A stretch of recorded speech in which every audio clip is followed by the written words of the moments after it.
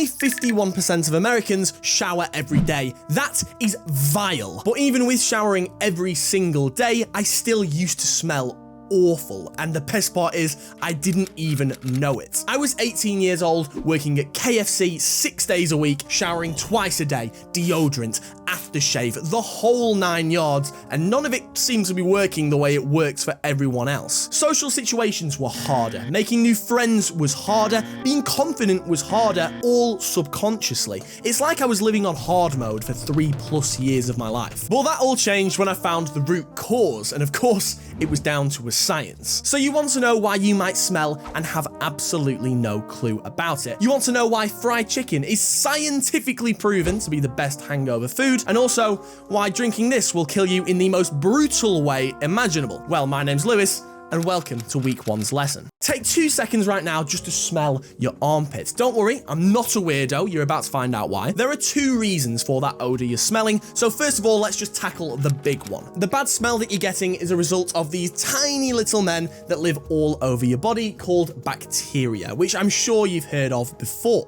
What you might not know though is that they are the smallest living organism we know exist on the planet. So small in fact that on your body there are around the same amount of bacteria cells as there are actual body cells, close to a 1-to-1 ratio, even after you shower, which if you want to shelve that, we're going to get onto that later, don't worry. Now, the bacteria themselves don't actually smell. What they do is they eat the sweat and then in return give off this bad odor, kind of like tiny men giving off tiny flatulence all over your body. Now, obviously, no one wants to smell like your dad's ass on Christmas Day, but the good news is for you, you would know if you smelt like that, and you could easily change it. But why would you not want to smell like that? I mean, seriously. Well, smelling great is fantastic for many aspects of your life. How do I know? Well, I mean, it's been studied, both scientifically and socially. Want your crush to like you? Don't smell bad. Want to make friends more easily? Don't smell bad. You want to do really well in a first interview, give off a really good impression? Well, wear this shirt like me, I actually really like it. And also don't smell bad. Our noses do so much work for us behind the scenes, and how we smell can subconsciously change the way someone perceives us without us even knowing. And there's actually a fantastic reason for this. The specific smell, or the pheromones that you give off, are actually a direct reflection of your mental state. Now, stay with me here, it's worth it. There are studies online, which of course I'll link in the description as always, that directly link your individual body odor to your self-esteem or your perception of yourself. People with an extremely high self-esteem smell completely different to people with a low self-esteem, and that's because of the changes that happen in your body to produce said odor. A lot to do with your hormones that come from your brain. Well, that's not necessarily a bad thing. You're like I used to be, right here. Your self-esteem is low, you smell terrible, you're fat, and you're probably ugly as well. So when you put in effort to smell good and you move up this y-axis here, what you're directly doing is increasing your self-esteem as well. It's like when girls put on makeup to make themselves feel good. You give yourself an artificial sense of confidence. Now, what you're going to find as this raise in self-esteem occurs is you start to naturally smell better, which of course then loops back to increasing your self-esteem, which makes you smell better, and so on and so forth, resulting in an exponential growth graph. And they said maths wouldn't be helpful in your future. Look at that. Imagine it like rolling a cheese wheel down a hill. At first, it's going to take a bit of effort to push it off the start of the hill, but as it starts rolling, it's going to pick up momentum and it's just not going to want to stop. Eventually, you're going to end up here at the top of the graph, feeling great, smelling great, and just overall having a better life because of it. Now, this takes us to that initial bit of effort you're going to have to put in to get the ball rolling, i.e. 3 grooming tactics to tackle bacteria. Now, of course, this is because you can't just inject yourself with something to boost your self-esteem, unless you want to do heroin, which I don't recommend, by the way. We need to jumpstart the system like a car. We need to get the ball rolling, and that's where these 3 bulletproof grooming tips come in. I need to stop saying grooming. Step 1, showering. Get your notebooks out. There will be a test. This is a heat map of where men scrub in the shower, and if you follow this, it's time for a change, because bacteria is not prejudice. Now, it is true that bacteria will collect more in areas that have more sweat, like your armpits, your neck, your head, your crotch, all these areas, and that's because there's more food for them there. It makes sense. It's why we don't live in deserts, we live in cities. But that doesn't mean that people don't live in deserts. Just like bacteria lives all over the body. And if you're not going to wash it off, all it's going to do is multiply. I don't care how you do it. You can use a loofah. You can use this silicone scrubber thing that I use. I just think it's better at like getting into the pores and shit. But even your hand and some soap, just please wash everywhere. Your woman will seriously thank you. Step 2, body hair and nails. Unpopular opinion here. Body hair's absolutely disgusting, and that's coming from someone who has a lot of body hair. I am a fucking gorilla. Back in the day, I never used to trim my armpit hair. That was, of course, until one very fateful day. I had one of the most embarrassing encounters of my life when I had just gotten out of the shower and a woman turned around to me and said that my armpits smell like shit. I went bright red, and unsurprisingly, I have never seen that woman since. To this day, I trim it down very, very short. But why is this? Well, body hair can trap sweat against the skin, making it harder to remove, obviously giving bacteria more food to make this bad odor with. It also creates quite a warm and moist environment that is absolutely perfect for bacteria to reproduce. As well as trapping sweat on the skin, it also traps these odor molecules, holding them down and pinning them to you, making the smell last longer. And finally, body hair gives more surface area on the skin compared to if you were going to be clean shaven, meaning bacteria can use all of that real estate to make even more stank. Overall, it's disgusting, so just trim it, fellas. It takes like 2 minutes. It's gonna save you a world of hurts. Speaking of trimming, nails, arguably even worse. The area underneath your nails collects quite a lot of the oil that's secreted from your skin, and also it is quite warm. You can see where I'm going with this. It's also extremely hard to wash under your nails when they are quite long, so lads, just get them gone.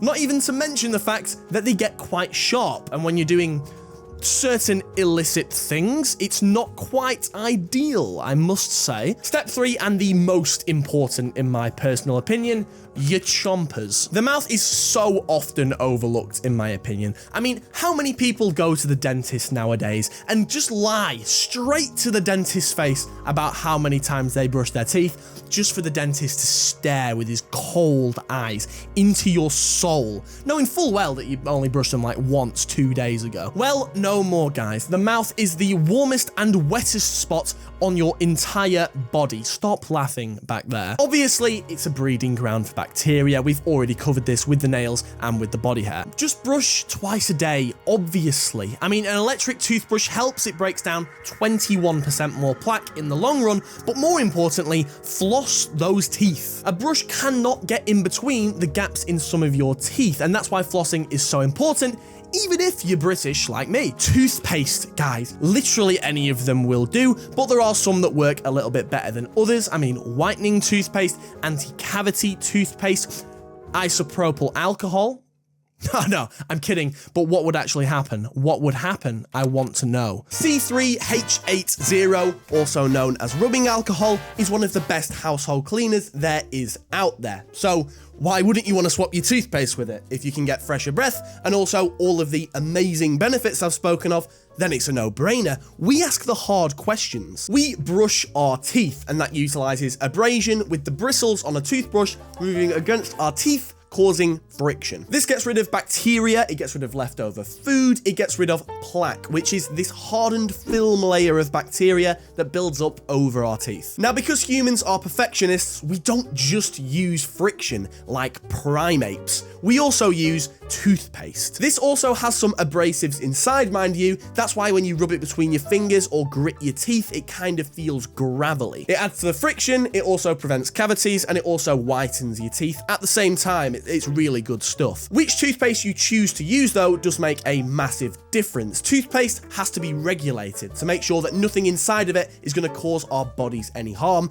mostly because some idiots choose to swallow it. Why? But even if you didn't and you rinsed your mouth out afterwards, it's still going to enter your body through these mucous membranes. These areas of your mouth, such as your gums, the inside of your cheek, and under your tongue, are highly permeable, meaning stuff can diffuse through them pretty easily, kind of like a sponge absorbing water. This means that stuff can get into our bloodstream through these areas, and well, it's not called isopropyl alcohol for nothing. Alcohol is a central nervous system depressant, and to depress something is just to dumb it down a bit, which is in reality what being drunk is. It's just your brain and your central nervous system becoming more and more numb, causing the classics: the dizziness, the confusion, the lack of awareness. This is why when you have a drink or you beat yourself over the head with a baseball bat, you get these side effects. So why would this alcohol be any worse than a bottle of vodka, for instance? Well, it has something to do with units. A quick side note for the overachievers though: while alcohol itself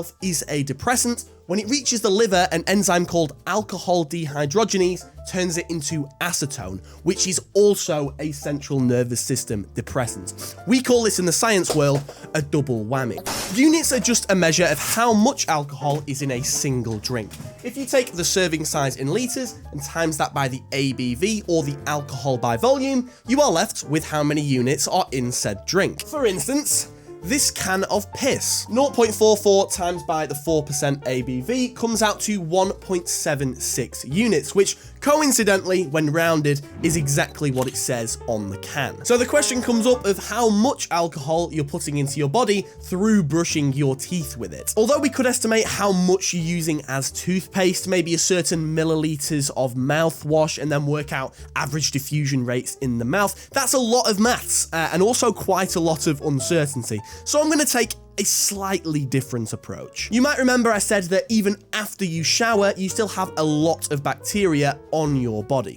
Well, the kicker is it's not on your body, it's inside of your body. Most notably, your digestive tract, which is an extremely good thing, by the way. That's what breaks down your food and turns it into the vital nutrients that your body needs. That being said, the breakdown of this food will cause the bacteria to make those bad smells, just like it would do under your armpits. And that's why your farts stink, mate. This is Dave, and I just want to make this very clear. This is not you, this is Dave. Dave got a taste of how clean his mouth felt after rinsing it out with isopropanol, and he took it just a step too far. He wanted his farts to smell like daisies. So he is going to down this entire bottle of alcohol to try and kill off his intestinal tract. Now let me reiterate, this is Dave.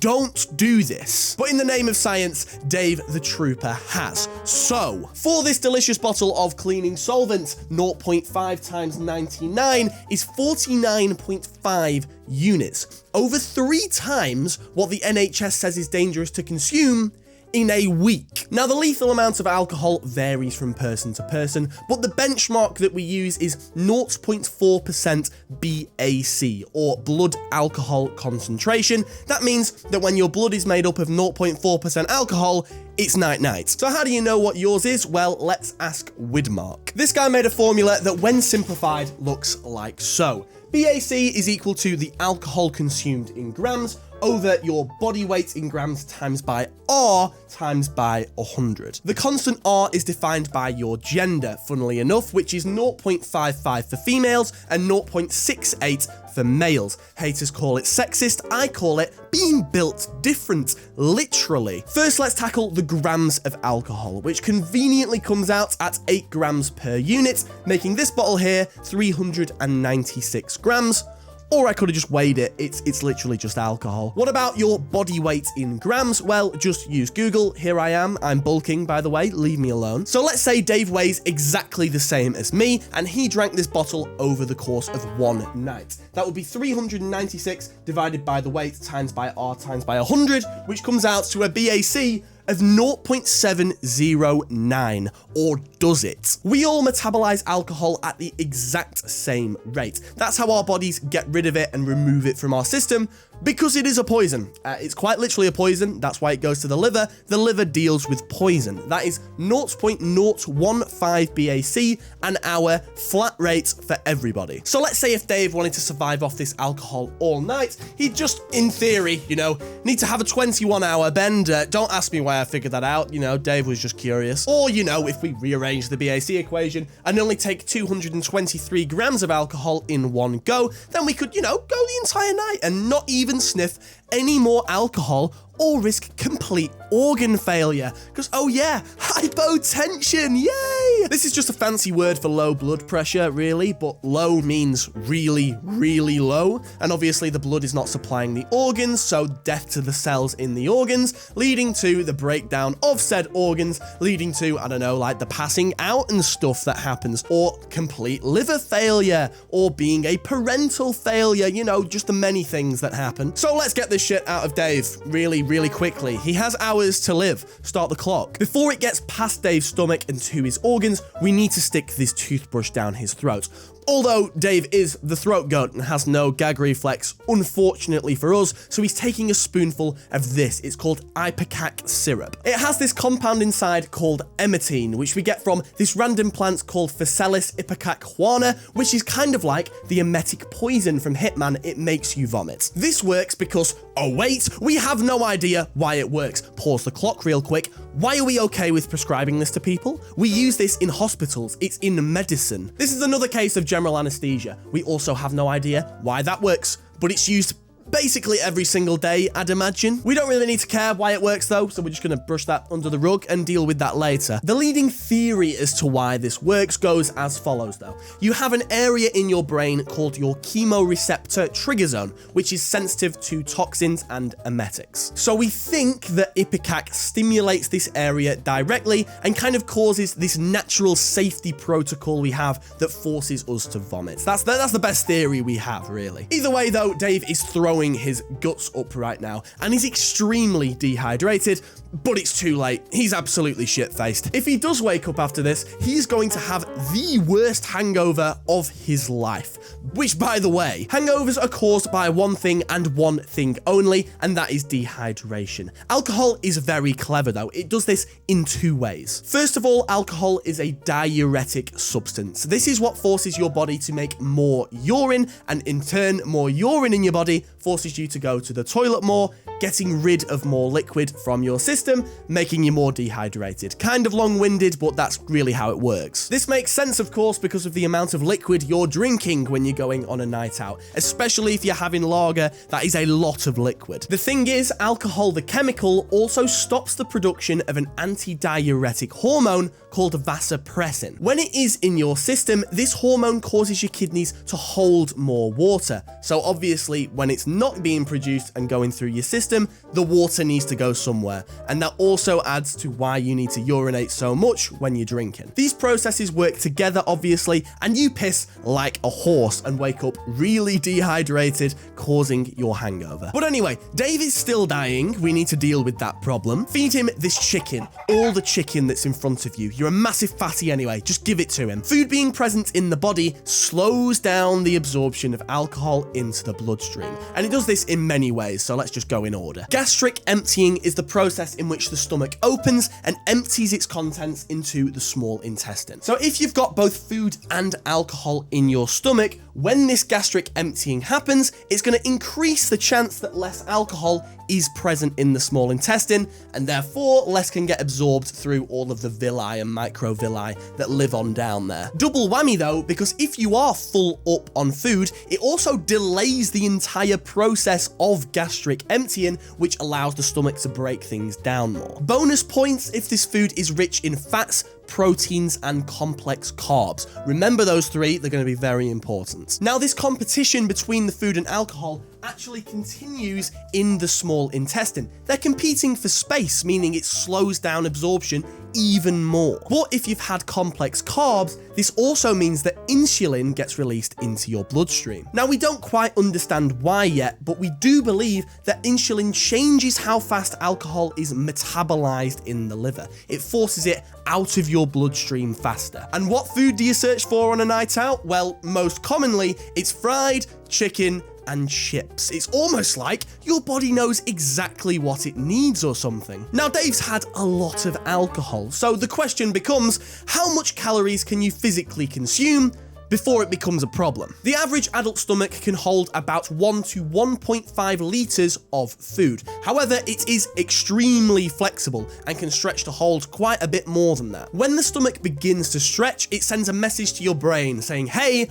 I'm full, please stop eating, and it completely kills off your appetite. If you stretch it any further, then it sends another message to the brain saying, hey, I'm kind of overflowing now, can you please throw up? Like, please. This is because if the stomach stretches too much, then it's going to cause long-term damage and basically elastic deformation, which means that your stomach isn't going to shrink back to its original size. Not ideal at all. But this is quite a dire situation, and we want Dave to eat as much as physically possible to slow down the absorption to a standstill. And actually, throwing up kind of helps us because it gets rid of the alcohol in another way. So basically, this guy's not going to stop eating ever. If you manage to eat fast enough, it stretches your stomach quicker than it can tell your brain to stop eating. This is why competitive eaters eat as fast as they can, because then they won't hit the wall as quick as they could. And by some miracle, after 15 family buckets of chicken and a farmer's field worth of fries,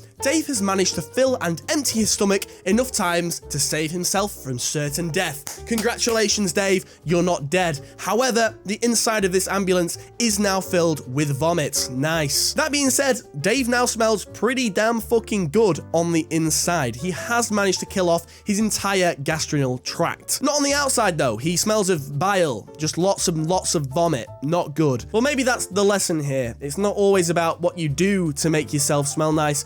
It is more about how you feel, or something soppy like that. I don't know, maybe. You have learned something today. Congratulations. So if you want to test that knowledge instead of mindlessly doom scrolling, there is a very short homework quiz in the description just to see how you've expanded your knowledge. And as part of the Lifelong Learners Society, you should watch this video on how Mario is currently breaking every single law of physics in existence. But if you don't want to watch that, I'll see you in week 2's lesson.